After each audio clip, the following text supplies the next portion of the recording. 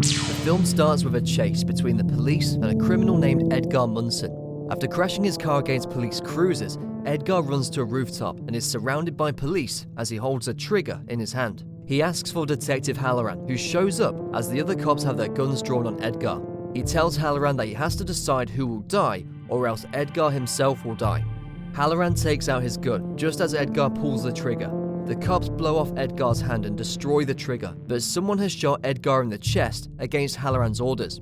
A weakened Edgar tells Halloran that the game has begun. We move to a room where 5 people, Anna, Laura Vandervoort, Ryan, Paul Braunstein, Mitch, Carly, and an unnamed 5th person are chained to a wall with buckets on their heads. A recording plays from John Kramer/Jigsaw, explaining that in order to survive, blood must be given.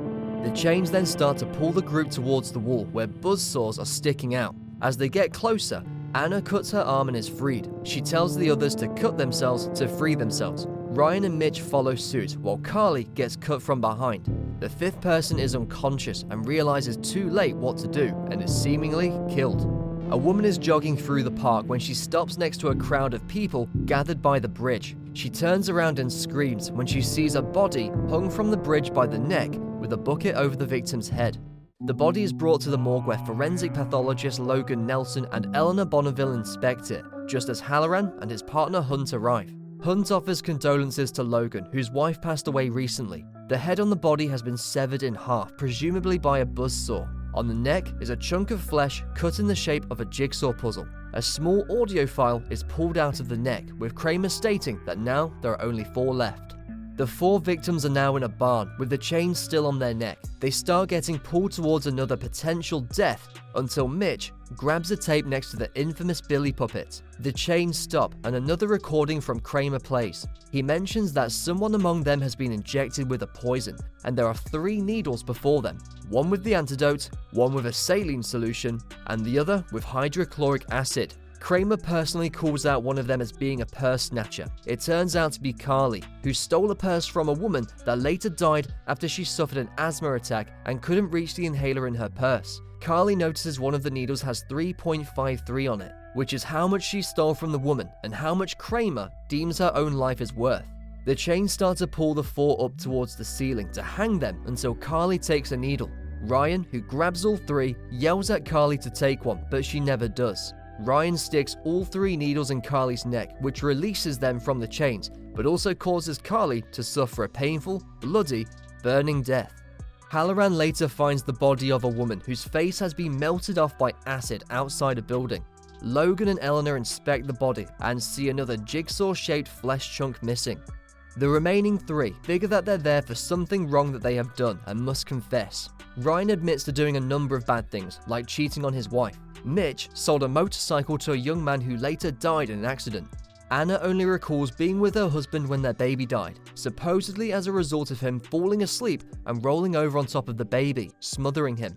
As they progress towards their next task, Ryan tries to walk out a door with a no exit sign, only to have his foot fall through the floorboard and get caught in razor-sharp wires that tighten around his leg. The next tape from Kramer instructs them on how they can get out of this. Anna and Mitch try to reach a lever to help Ryan, only for them to be trapped in a silo that starts to fill with grain. The grain stops pouring and is followed by sharp falling objects. Ryan hesitates but reaches for the lever, saving Anna and Mitch, but causing the wires to sever his leg. Edgar has been in an induced coma at the hospital following the gunshot. He then disappears when nobody notices. With the belief that the Jigsaw killer is still out there, Halloran orders Kramer's grave to be dug up. The police open the coffin to find Edgar's body in there. Logan meets with Eleanor in a bar. He mentions how he doesn't trust Halloran and that he may have purposely shot Edgar during the initial rooftop standoff. Eleanor later invites Logan to her studio, which is full of recreations of Jigsaw's traps. She admits to having a strong fascination with his work, but also worries that this may implicate her in the recent murders. Hunt, who followed them, takes photos and plans to bring them to Halloran, but Logan tries to persuade Hunt that Halloran is the true culprit.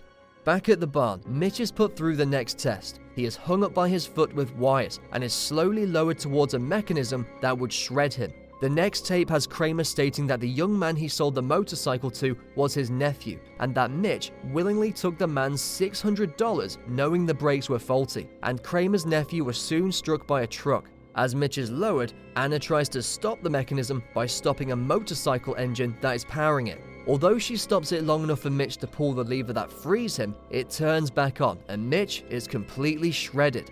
Anna tries to make her escape through an open door, only to get caught. Anna wakes up in a basement, chained to the wall, as is Ryan, still alive with something on his leg to stop the bleeding. A man in a pig mask is standing there. He removes his mask to reveal himself as John Kramer. He addresses both people as having done horrible things. Ryan was reckless in his youth and caused his best friend to get into a fatal car accident when he tried to stop his drunken antics. Anna, who turns out to have been a neighbor of Kramer's, actually suffocated her baby and planted his body next to her husband to frame him. Her husband later hung himself in prison out of guilt. Kramer places a shotgun with one shell in the barrel, telling them their key to survival is now in the middle of the room. After Kramer leaves, Anna rushes to get the shotgun to kill Ryan. She grabs it and pulls the trigger, but it backfires and blows her brains out. Ryan sees the shell having contained a destroyed key to their chains. He weeps, knowing he is doomed. Logan and Eleanor head over to the barn, only for Halloran to find them. Eleanor gets away, but Logan is caught by an unseen assailant. Logan and Halloran both wake up in a basement with devices around their necks that are rigged with laser cutters. They are standing in the middle of the room with two buttons, with a final tape giving them the choice to press a button that would kill or save the other. Halloran goes first and presses Logan's button. As the lasers start to activate, Logan admits his sin, which is that he was a doctor that mixed up Kramer's x-rays with another patient, meaning his cancer could have been detected earlier. The lasers appear to kill Logan, and Halloran thinks he is free, until he is pulled to the back of the wall with the lasers activating on his device. Halloran pleads for mercy, admitting that he let innocent people die while real criminals walked free.